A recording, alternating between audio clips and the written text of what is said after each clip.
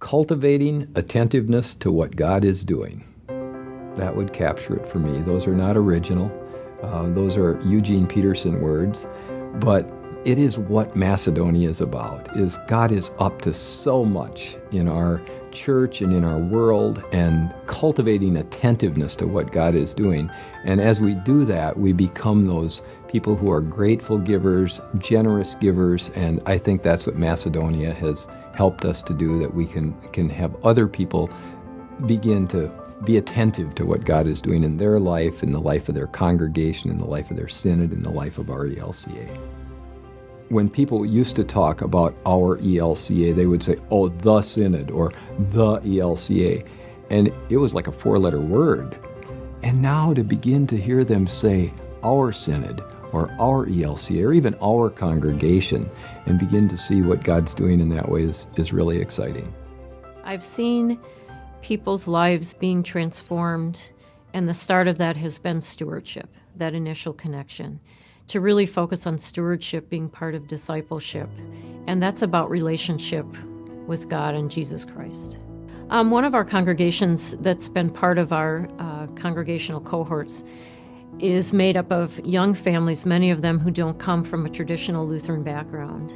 And one of them in particular, who the pastor asked to lead their Macedonia project team, had never shared with us that he had never really read the Bible because he didn't feel it was relevant to his life. And now, through learning about stewardship and how that's talked about in the Bible, he realizes now, and it's been transformed by that, and really sees that the Bible is relevant to his life and has become a passionate advocate towards stewarding all that God has entrusted to him.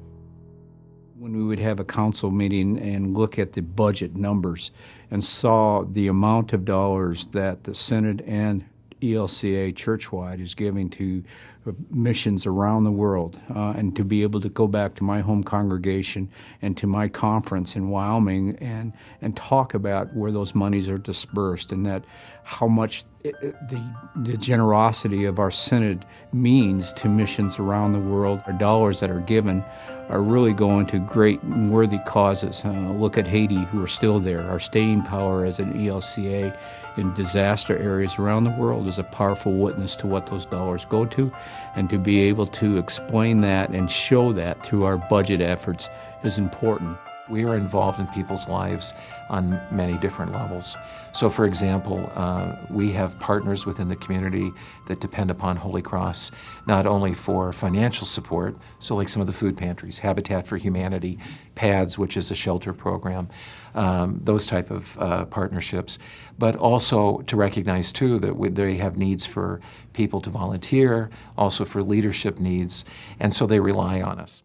It's been unifying for our synod as something to bring us together to plan more than just our stewardship ministry, but to plan our mission ministry. What is our mission in this synod? Who do we want to be, and how do we want to be known? I heard a pastor say at our synod assembly after we'd had our first one around generous love, generous lives, he said, I just feel like we're all in this together.